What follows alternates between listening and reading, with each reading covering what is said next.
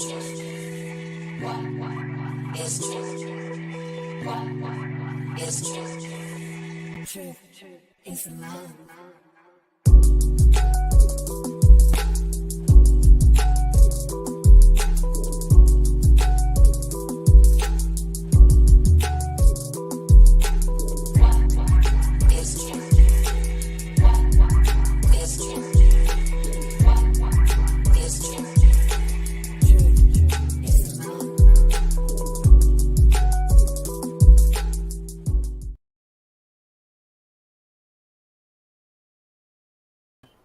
Still one of the hottest themes ever. It is, and I love it so much because it literally coincides with the title. But yes, so now that we got the beauty of my theme song out of the way, the theme music, the intro, hello and welcome to another episode. I have lost count because I have not been here, and I do apologize for that, of Truth, Honesty, and Transparency. Today's topic is going to be trials and tribulations, and how did you come out of the darkness to seek the light again? I am Kelja, the Princess Goddess, and my co-host is D-Ray, the producer. Yes, we work so very well together. Yes, we do. It's an everything. And even though it's been a minute, it's almost like riding a bike, you know? Yes. No doubt. Okay, so a few of the trials that I have been through this year, last year going into this year, is of course my dad passed in August of 2022. Sorry to hear that. Oh, well, thank you. And it's all sorting out the business ends of family affairs is what causes the most stress. There is no manual. There is no book. There is no training that will prepare you for the utter bullshit that happens after somebody passes away in your family. And then it's like the vultures come out. Yes. Everybody comes out. And like, I was talking to a friend of mine, and, her mom just passed recently. Mm-hmm. And, she was telling me that her next door neighbor came over and took her mama's food processor out of the house. It's just like, do people think this is like a free-for-all? The food process? They took the food processor. Yeah, and then... How you gonna take somebody ninja? Is her ninja now? I guess so. But the point of it is it's like people are so desensitized to the emotional bearings and the weight that situations like that have on people, or they use it to their advantage because nobody's thinking clearly at that moment. Right now, you're trying to process life without the person that just passed. So why not go in there and pillage the village? But you know what? That's so grimy, and it's not just the people around you, the sharks that are around you. The funeral home, they're trying to get theirs. Any and everybody that's connected with it is trying to get theirs, and sometimes it's just kind of disgusting. It is. And I literally, when I had the pleasure being nominated, the person that was going to make all of the arrangements, and I literally told the funeral home, the price is going to be the price. Mm-hmm. This is what I'm giving you, and you work within that. There is no room for negotiation. I think the only thing that we had to pay extra for was extra death certificates. Mm-hmm. But I set the cap at $10K. That was it. And we came in right at like 7 something. Mm-hmm. Because I'm not going to go all out. And I didn't even use the church. I used the funeral home's chapel. Right. Because I'm just not about to pay something extra. And then there is a pastor in the family. So he did it. And it was my brothers that wanted to donate, give him something. I ain't give stuff about giving him give a shit. You claim that this was your favorite uncle, then do favorite nephew type things. The only person that we did give something to was my aunt, because she had moved so far away. Mm. They were like oil and water, but the best of friends. Right. But she moved so far away, and she came up like the last 2 weeks of his life.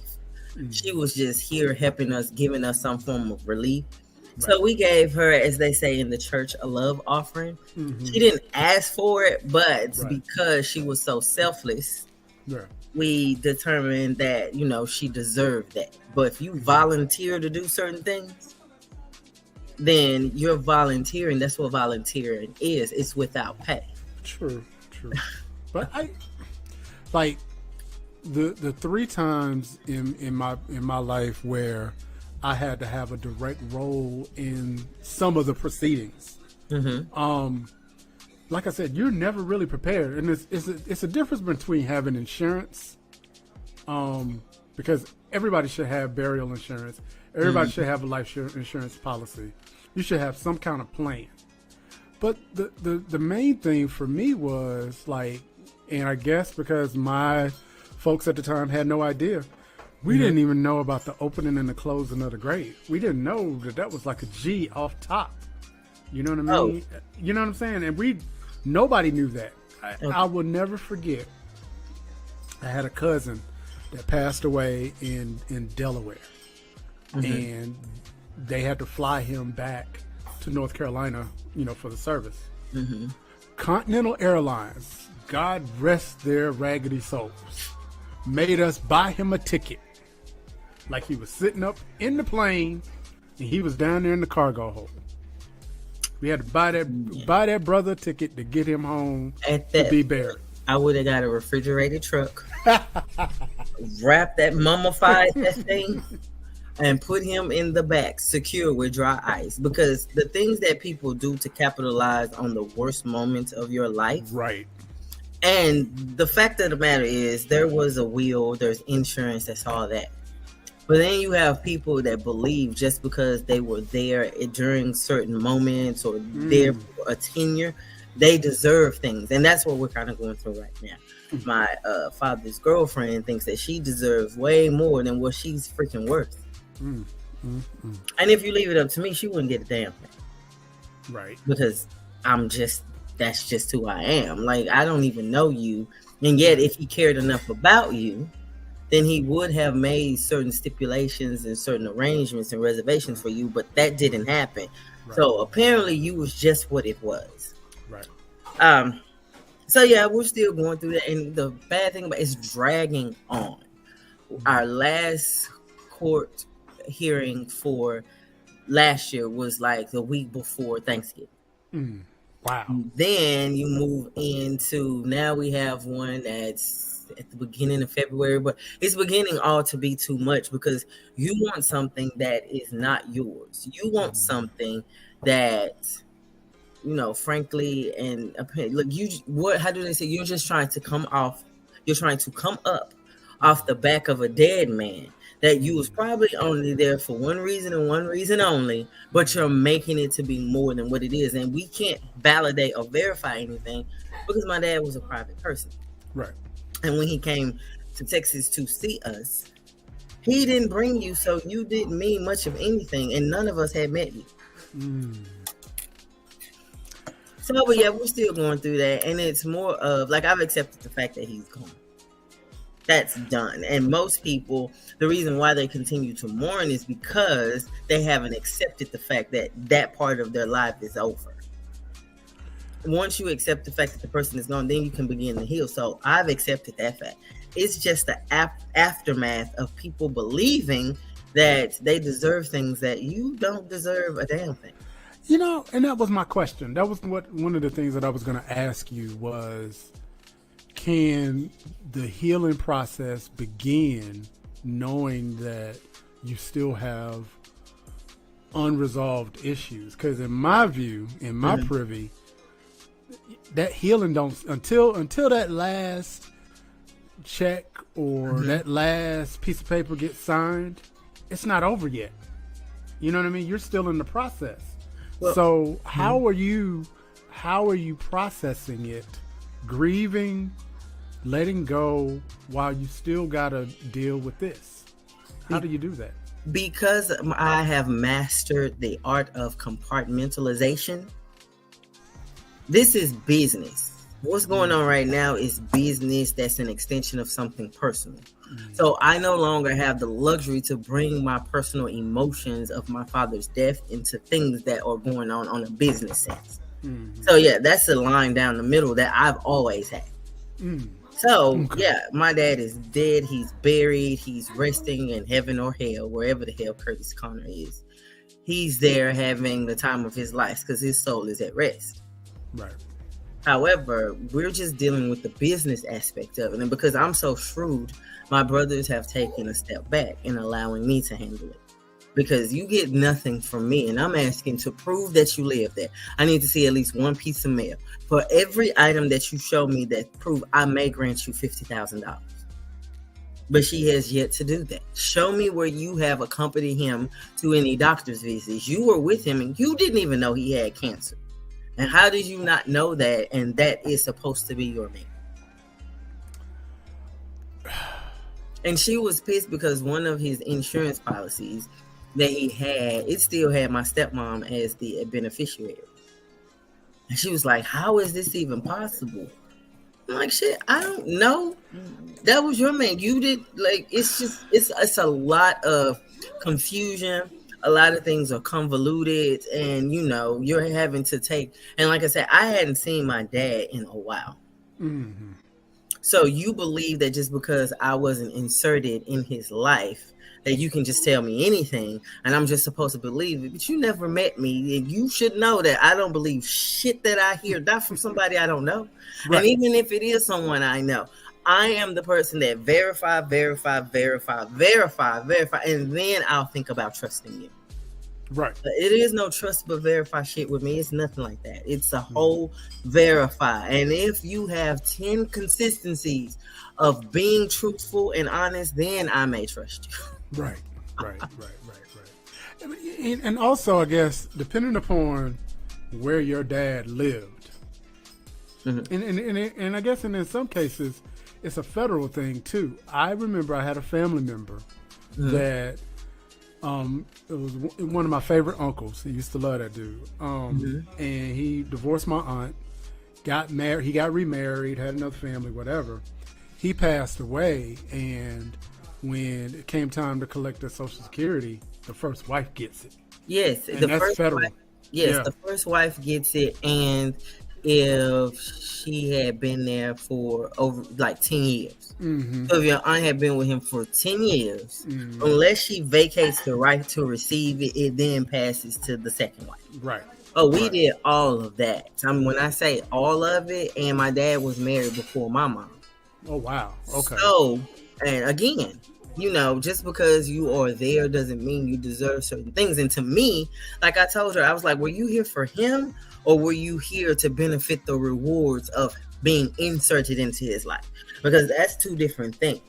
Right. And I even told you could have played this very well, and we may have been a little bit more generous with you if you had said you wanted nothing. Set your ass down there and cried the way you did. And when we tried to give you something, you kept saying no. We may have been a little bit more generous with you, but no, you're contesting, and you're obsessed about money that you didn't earn and money that is not yours, and insert yourself in a family who didn't even know you existed.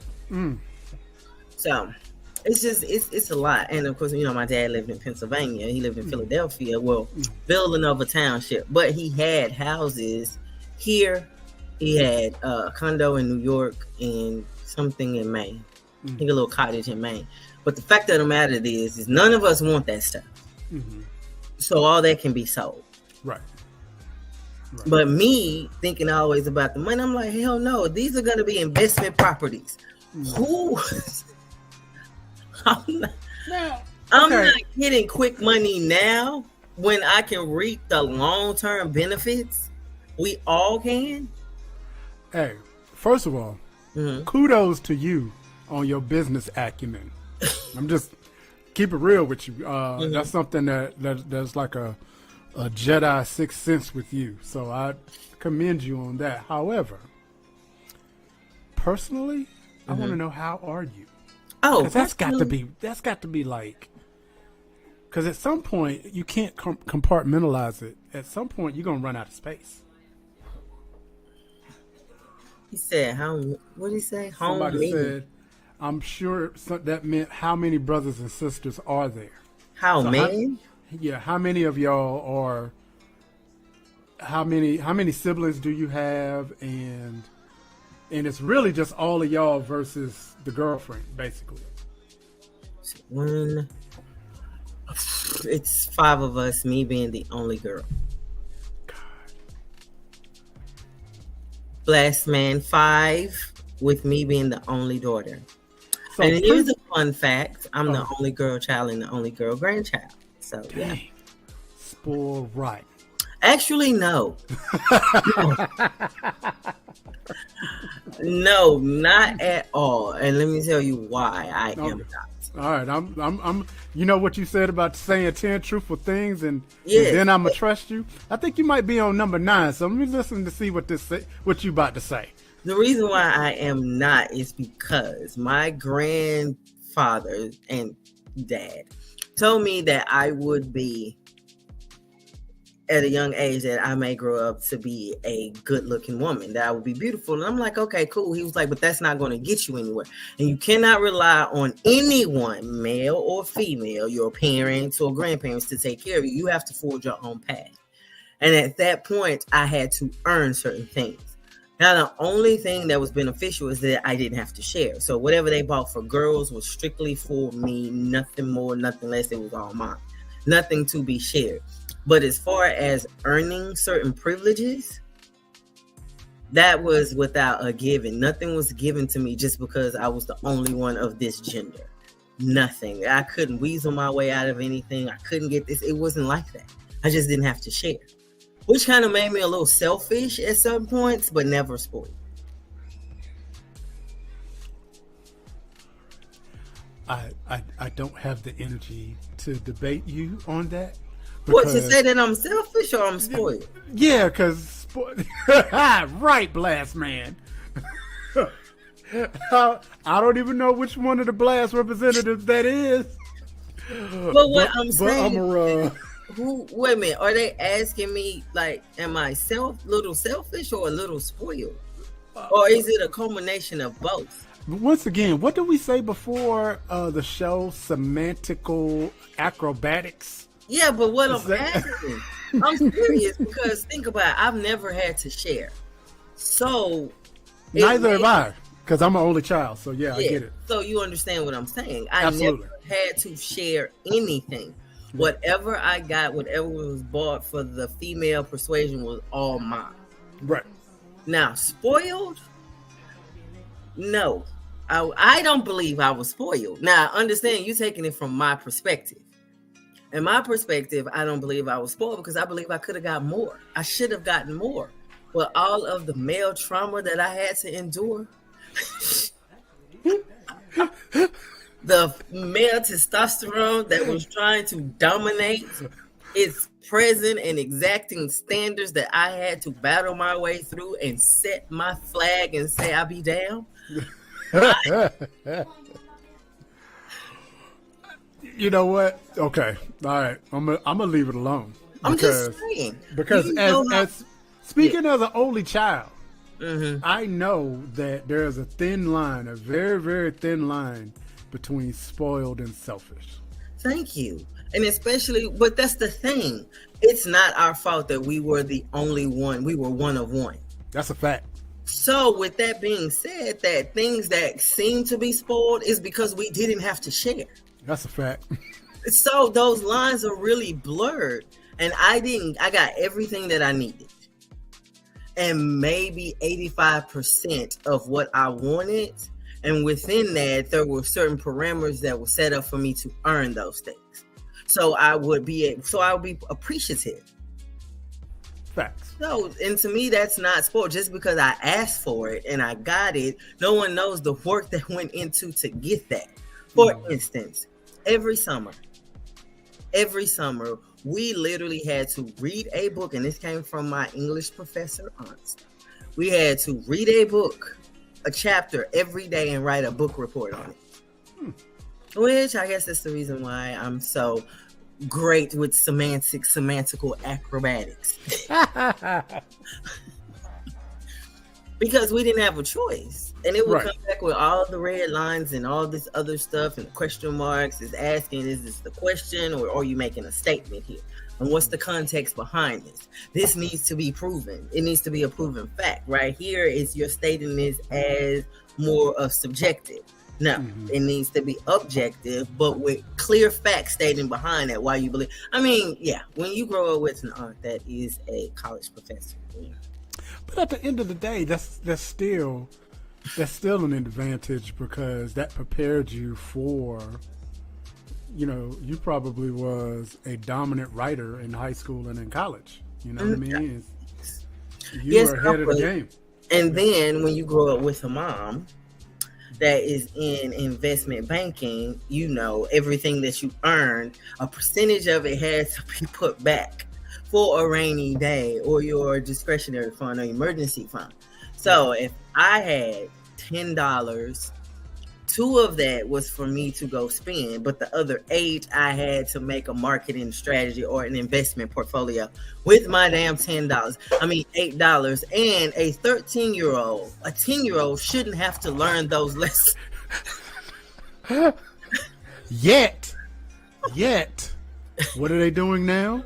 They have financial literacy courses for 13-year-olds, because you have the earning potential for teenagers today is probably triple or quadruple what it was when you were a teenager. And it certainly was when I was a teenager.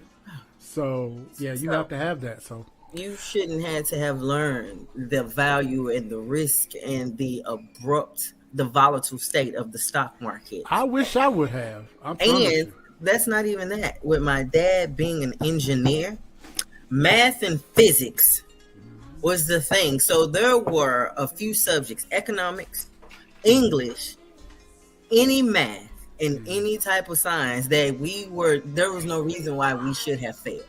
Right. So yeah, it's like the pressures that they were putting on you. And then when you find out that your daughter is smarter than the others that you spawned. Oh yeah. Now the real Jedi training begins. This is the one. It's like, no, this make sense to me. He will put this entire equation and I have to solve for X, but it's backwards.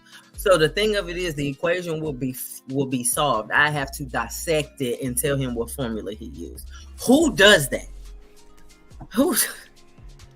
However, in hindsight, that was something that probably was missing out of my personal development. Because similar to you, I had a high aptitude at a young age, and in some cases a lot higher than all of the people that were around me. So it got to a point that if I ran into a problem, an algebraic equation that I couldn't solve, there was no help. I will never forget. It was a whole line. My mom took. It was one system of equation. My mama took a whole sheet of paper trying to solve this thing for X. There it is. Go turn it in tomorrow. Whole thing was wrong. See, that was and in red letters, don't ask your mama next time. Ask me. So that's the thing. There came deductive reasoning. If we had a situation, we literally had to tell my grandparents or parents the possible solutions. And not only that, the risk factors of that, which makes me very good at my job now today, because I can see the big picture and then compartmentalize and then work the problem that way to come for the best solution for each segment and then draw them together. But you ask me how I'm doing. I'm doing great. You ask me how am I coping? The things that I got from those relationships, from that relationship, is what I cope with to get through it. And those same mechanics that I garnered from my grandparents and my dad is what I'm using to solve for X for this problem. So we are at 25 after. This is a good time to go ahead and do the blast artist of the week. Because when we come back, we'll talk about what else, other trials that hit the old battleship towards the end of 2022. Like say, you sank your battleship. Ain't nobody sinking your battleship, Kelja. Oh, that's impossible. But let's let you take it away with the Blast Artist of the Week introduction. All right, so we have a good friend of mine who will be interviewed this Saturday on the Liftoff Indie Music Podcast. This is Mike Jeezy with Energy.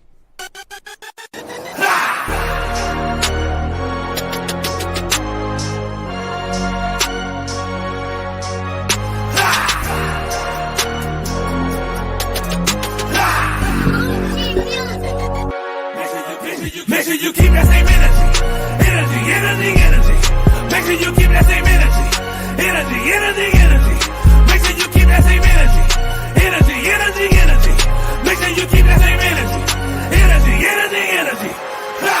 Mike G coming through the crowd raw, big dog. You don't really wanna feel these claws. See, God loves me anyway, despite these flaws. So I gotta get a little buck wild, yeehaw. My God giving y'all the blessings, so I never tap out. No time for stressing. I'm confessing that I'm still learning lessons. When I get knocked down, get up stepping, cause I know how my blessings flow. Started from the ground down to the tiptoe. Holy Spirit, you don't wanna miss this flow, cause I'm talking about you and the whole trio. The Father's on top and they call me mijo. For my Latino, just head to Cristo. My God's bilingual, so if you didn't know, I'ma speak English, me amigo. Make sure you keep that same energy. Make sure you keep that same energy. Make sure you keep that same energy. Make sure you keep that same energy. Make sure you keep that same energy. Make sure you keep that same energy. Make sure you keep that same energy.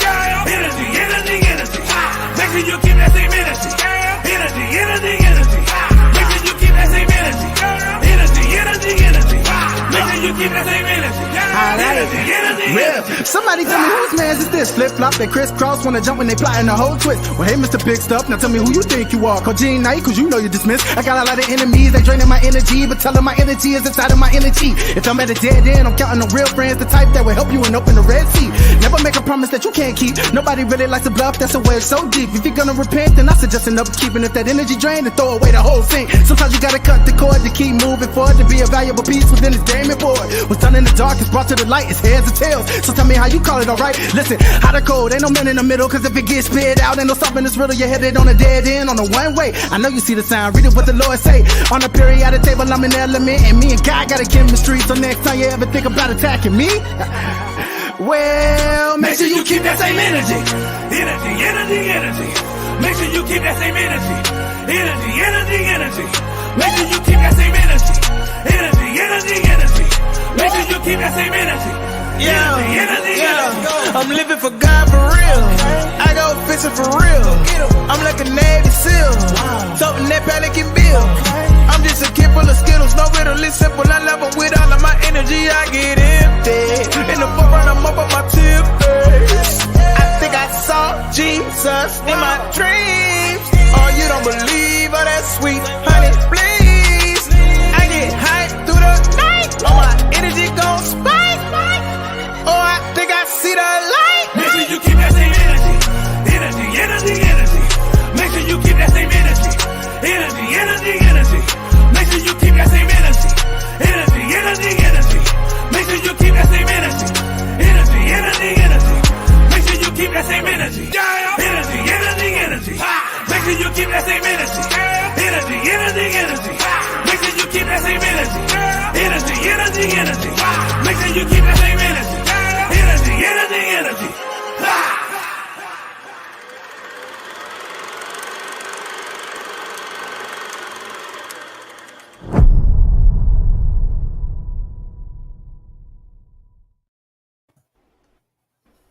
And that was Mike G with Energy. And him and a lot of other artists are featured on blastmusic247.com. Yeah, I had to pull that one out of the ether. I didn't know what to say right quick. But if you are a spoken word artist, rapper, or even a stand-up comedian and you're ready to get your art out there, why don't you go by www.blastmusic247.com, fill out a free profile, and let's get your art out there. Blastmusic247.com, changing the industry one artist at a time. And we're back.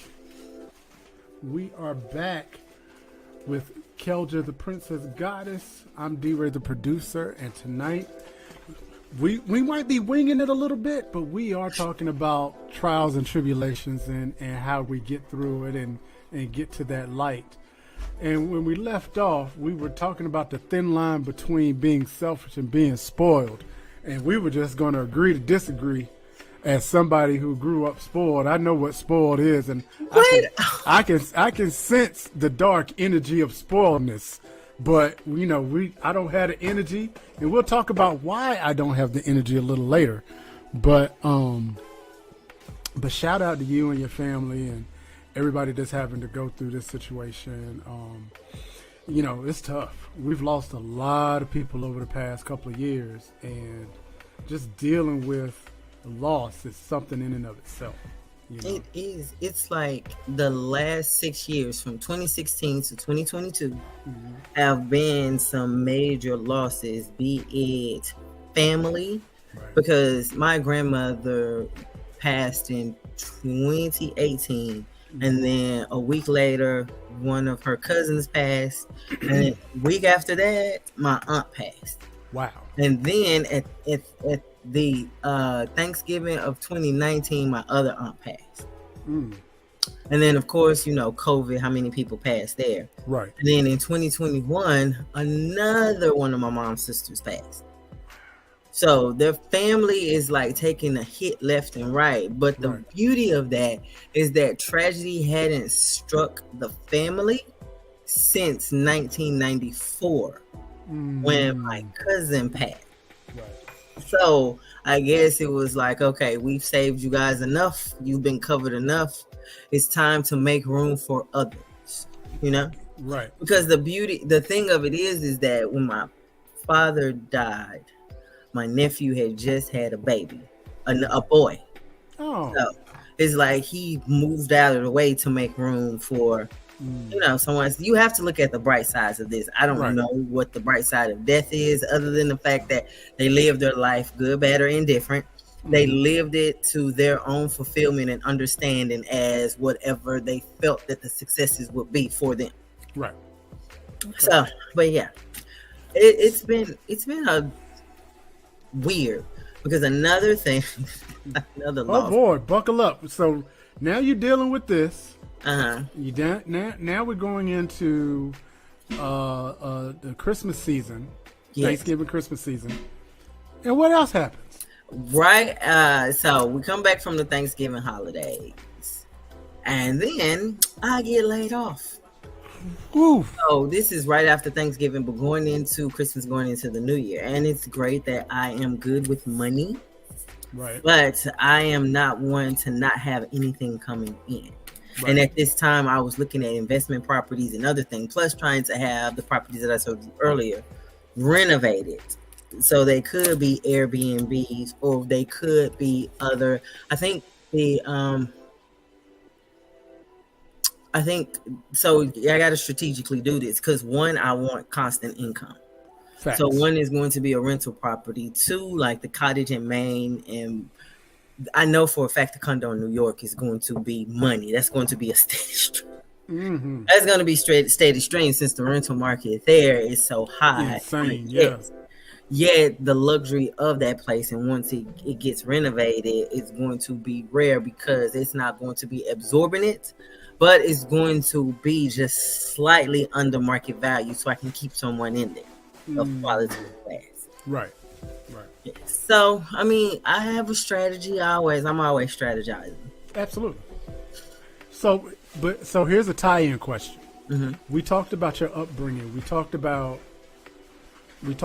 how, your father, your grandparents, your mom, your aunt, all these people prepared you for life. They prepared you for the coming battle.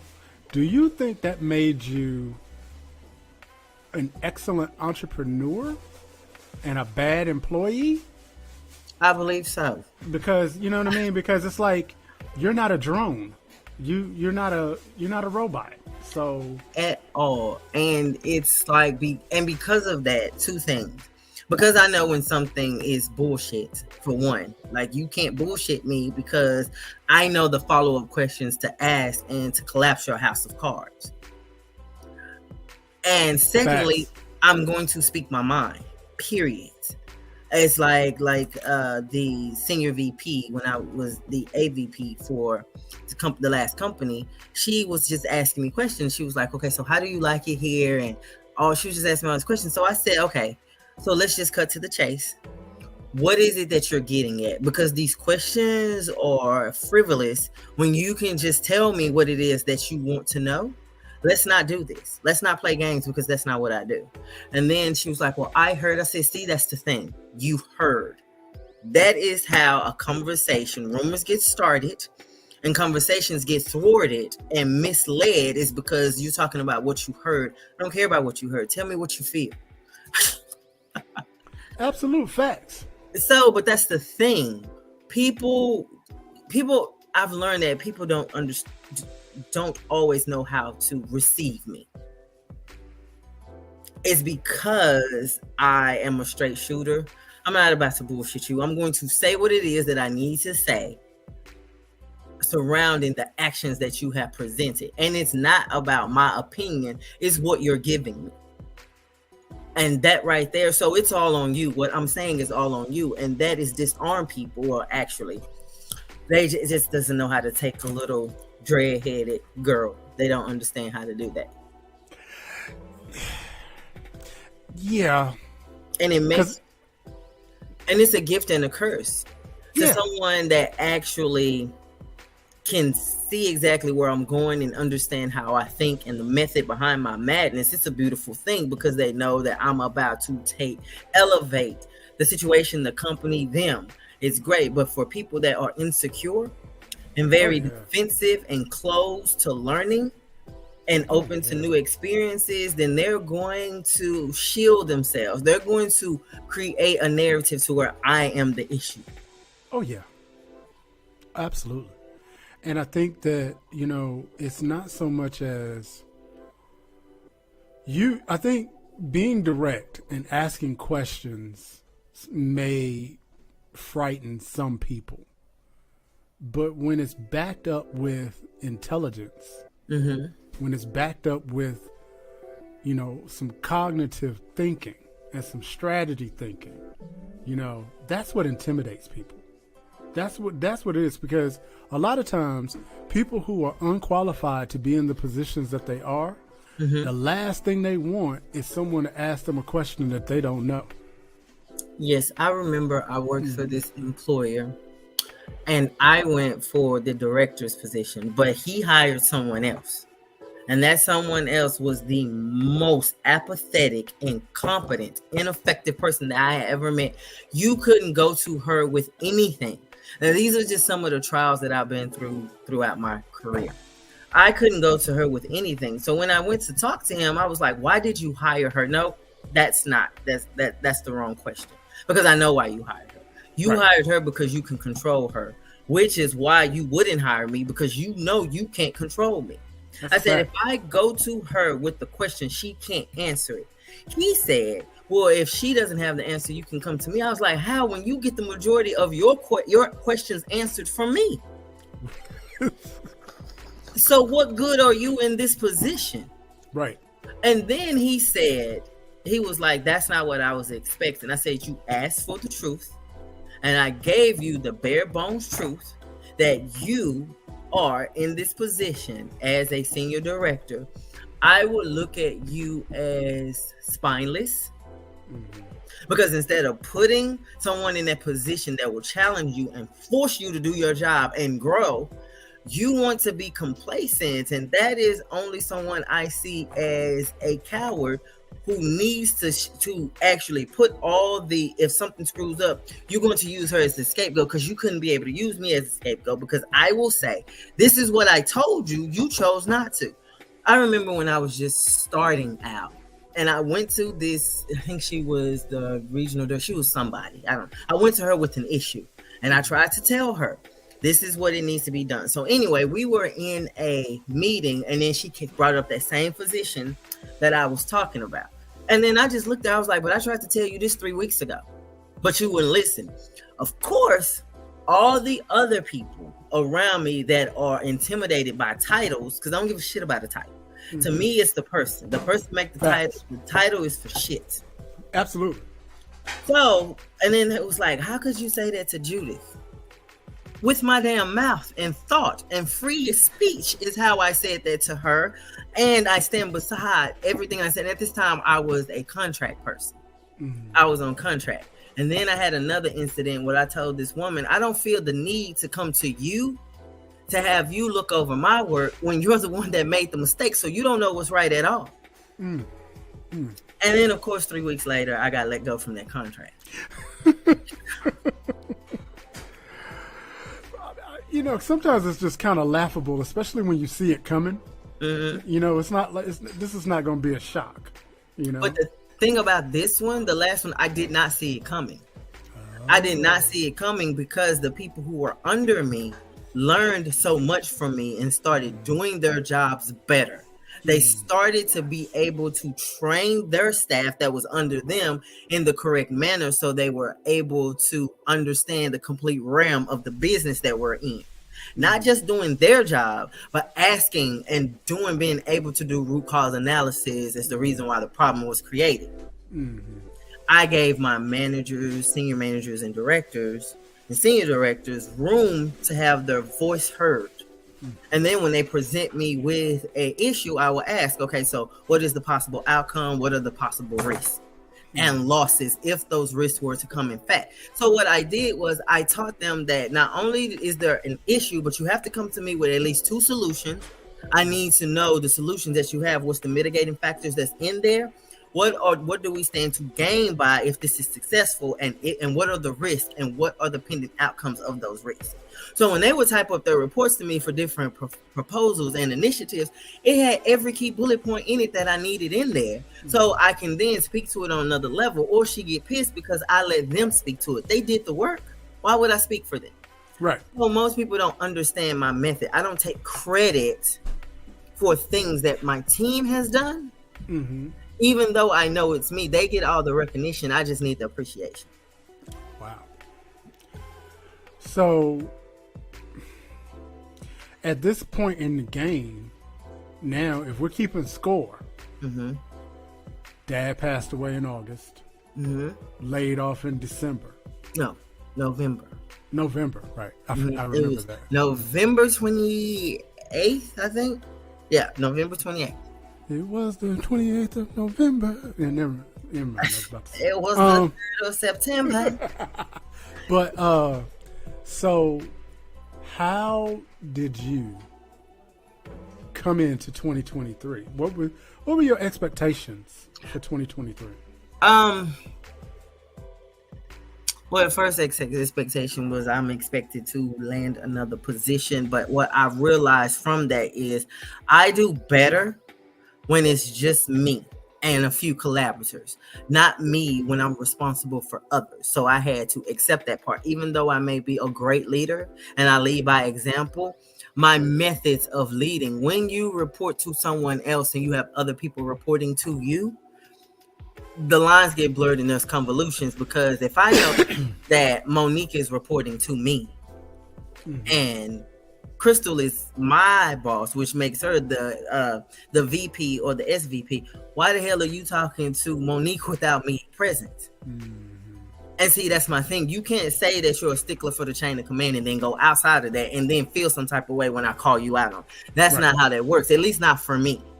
Don't say right. something, and that's the thing. The accountability piece for adults, that doesn't sit well with people. I'm okay to be held accountable. If I did it, I did it. And I'm pretty sure that the reason that I did do it is because I wanted to. So, yeah. No, you ain't spoiled at all. But go ahead, keep on going. See what I did there? I did, but you understand that is... I get it. But you understand that's the basic reason why people do what they do is because they wanted to. Facts. So, and that's it. I just take all that bullshit off of it and brass tacks it. The brass tacks is because I wanted to. Right. Now, how I made you feel and in doing that, right. Yeah. Yeah. Do I own accountability for your feelings? Probably what triggered it, but you own the outcome. So of how you're feeling about it if you don't tell me. But anyway, that's neither here nor there. Right. My thing of it is that the expectations, the only expectations that I put are on me to learn from different situations, good, bad, or indifferent. And try not to make those same mistakes. But the problem is in this situation, I didn't make any mistakes. Right. The only thing that I do know is I need to be mindful of the opportunities that come my way.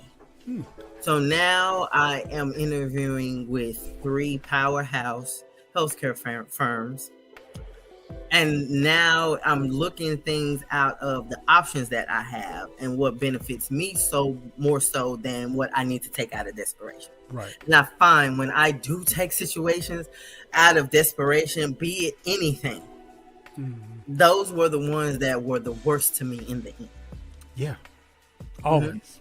Because I wasn't able to think clearly as to why I was taking it. I just knew that situation satisfied a need. Yeah. I do realize that the tribulations that I can contribute to, that I was a contributing factor, that I was culpable for, is because it was haste. It was in haste and determining those things. I can pretty much deal and navigate through the ones that I had no control over. It's the ones that I do have control over that keeps me up at night. As to why I took this. And you're excited about certain things in the beginning. Right. And then when you actually get into the thick of it, everything sounds good in theory. Right. Until you're in the thick of it is when you realize that, oh shit, what have I done? Oh, absolutely. So so now I expect me to slow down, to use the tools that was instilled in me. Absolutely. And literally sewn into my DNA to actually make better choices. Right. And the fact of the matter is that although I didn't do anything, I saw it coming. Yeah. Because one of the issues with that position is one of the people who were reporting to me, she was intimidated by me. But just because she was intimidated doesn't mean I'm intimidating. That's true. But she never gave our report superior. She never gave our relationship a chance. Now, every last other person under me was thriving, but she wasn't. Right. Now, is that any fault of mine or hers? She felt she couldn't talk to me, but she never tried to. Right. So when that got back to the senior VP and we had a conversation, my name was already tarnished because of who I am. When I'm at work, and I told her, I'm a woman of very few words. And when I do speak, I mean exactly what I said. I'm very much so exacting. Right. So when I speak, it speaks volumes. Right. She took that personally, but I told you who I was in the interview. And I have to quote Kevin Hart on this. You knew who I was when you met me, you bitch. You did. Because my archetype for my personality is an architect, which is a visionary. It's in the visionary realm of the archetypes of personality, but I'm a visionary. But I'm not a daredevil, which means I'm not a risk taker. I don't do uncalculated risk. As an architect, everything that I do is calculated, it's well thought out. It's planned. And anything that's going to get me the maximum gain is what I'm going to go with. I even tell people that I have no more use for you. You don't serve me any purpose anymore.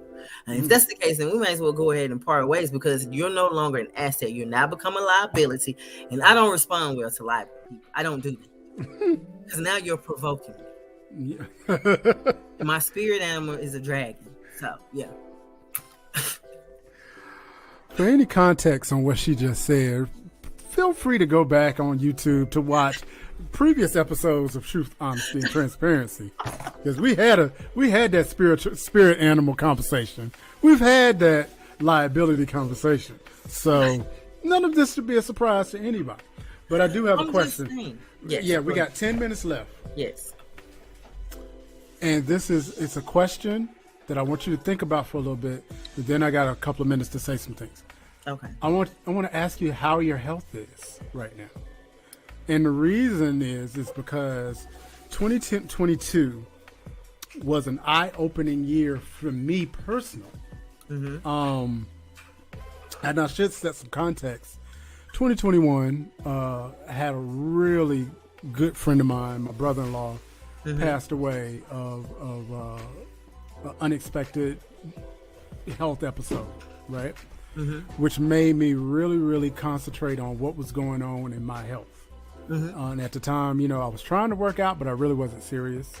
You know, and I live I'm not that, with my skill set and what I do, I'm not very active. I'm behind a computer most of the day, you know, whether I'm making music or I'm editing videos or whatever.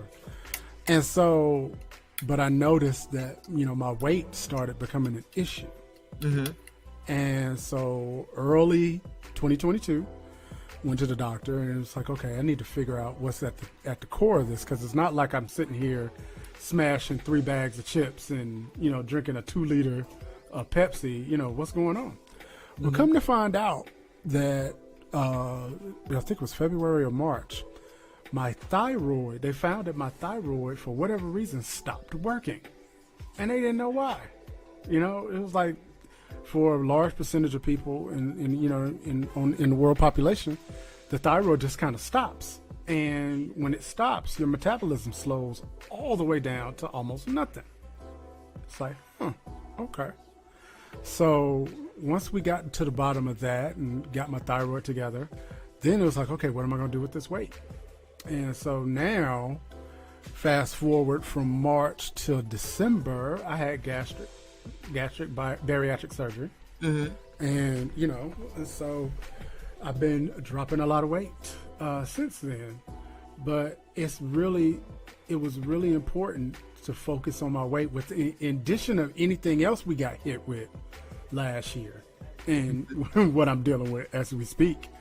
So, and I said all of that to ask you, in the midst of your father passing away, in the midst of the estate, dealing with the estate, in dealing with your professional life, personally, your health, have you considered it? How, and if so, what are you doing to take care of yourself physically and mentally? So the first thing that I noticed that changed a lot is my sleeping habits. And my thyroid too is not the best, because I'm not getting the adequate rest that I need. Right. So everything is all over the place. But, and yes, I'm going to the gym, I'm walking, I'm doing all that. But there was a point that 2021, so from 2021, 2022 to 2023 has been hell. And if people have watched my show, then they would know. Like, I gained probably about maybe 20 pounds because I was eating my feelings. Because I am that strong person where everyone can come to me. Right. But who the hell do I have to go to when everybody's in their mess? Right. In the thick of their mess. So I'm just like, well, freak it. And then I noticed I was eating horribly. So hence the gain, the 20 pounds. Right. And yeah, so now I cut out all the crap, stop eating my feelings. And then now, since, so you can imagine, I'm already blunt. Now I'm saying what I really feel and being brutally direct. Well, you know what they call me at Blast. You know what they call my alter ego. What? I ain't gonna say it because the kids are in the room. Oh. I'll put it in the private chat. But you know, I haven't had regular coffee in like a month and a half. So you know, I'm on the verge of choking somebody as we speak. You know, it's like my first thought. I have to stop my first thought. My first thought is to choke them, and then I have to think about it. It's like, I am not losing all this weight to go to prison. So I realized that I have never been one to placate to someone's feelings, although I consider their feelings. However, I warrant my response, and it's tailored to their actions in the moment. Okay.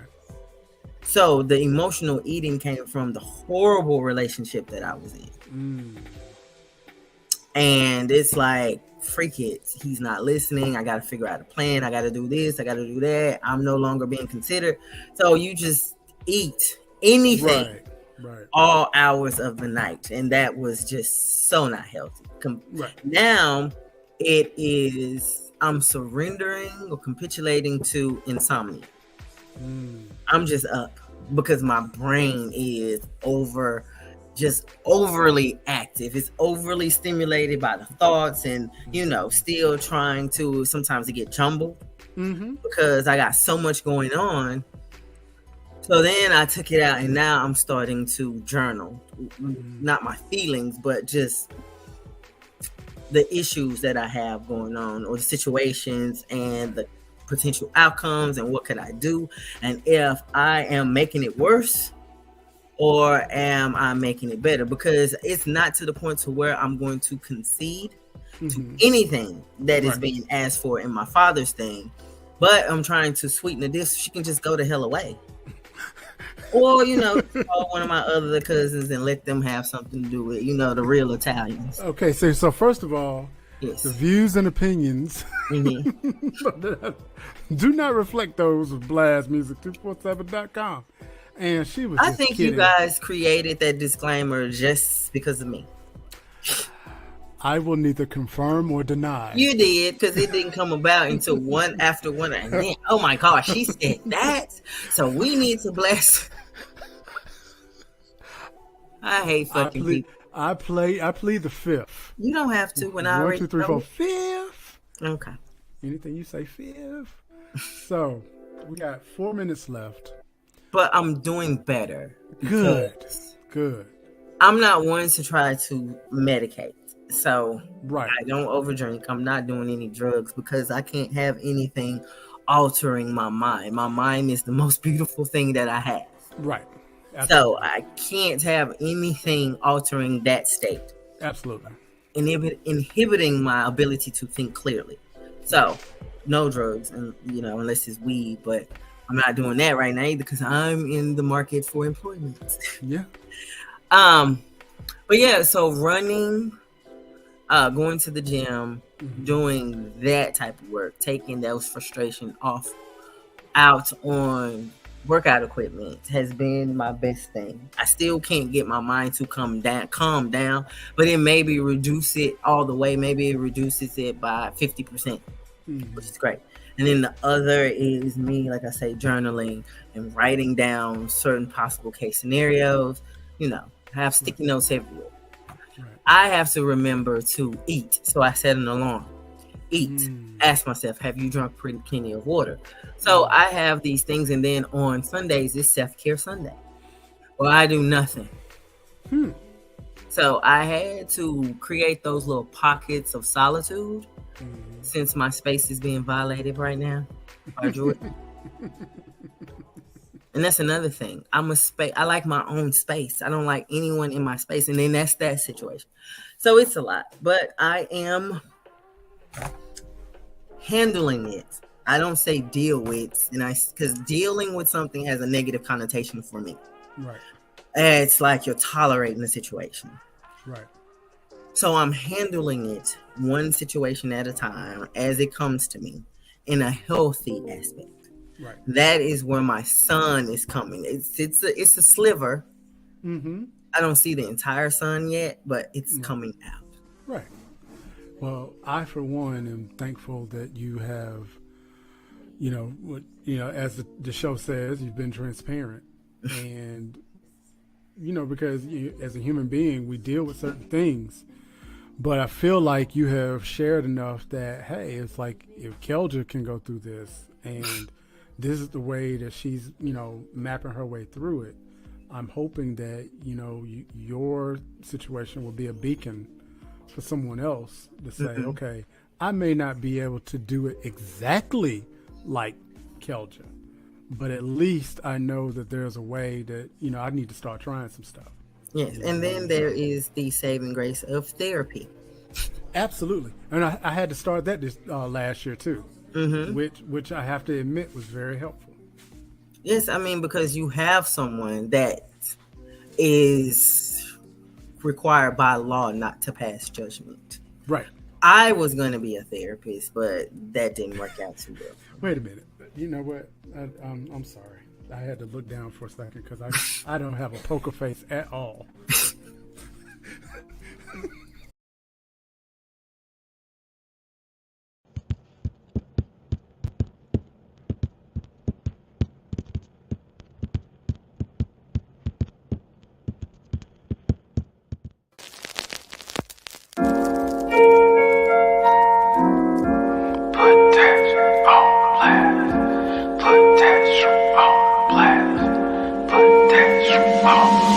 Tired of hearing trash, put that shit on blast. You got what it takes, put that shit on blast. If fame on the way, put that shit on blast. Make that change today, put that shit on blast. Tired of hearing trash, put that shit on blast. You got what it takes, put that shit on blast. If fame on the way, put that shit on blast. Make that change today, put that shit on blast.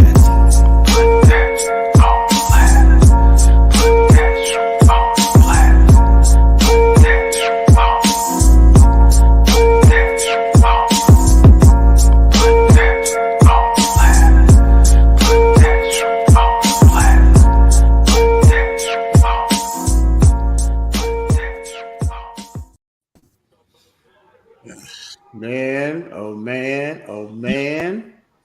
What is going on, fellas? What is happening? This is on blast. This is on blast with The Rock, the Veep, and the Gooch. It's Wednesday night, 7 p.m. Central, 8 p.m. Eastern. So y'all know what time it is. Blast off. Yo, get ready to put this on blast, people. What's up, fellas? How y'all been?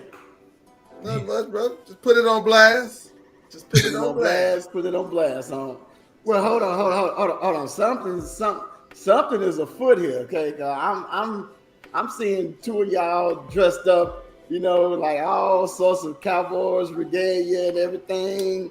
You know, I mean, I don't know what to say. You know what I'm saying? I'm sitting here. And y'all don't want to brag. Yeah, so I'm just gonna let y'all go on and say what y'all gotta say about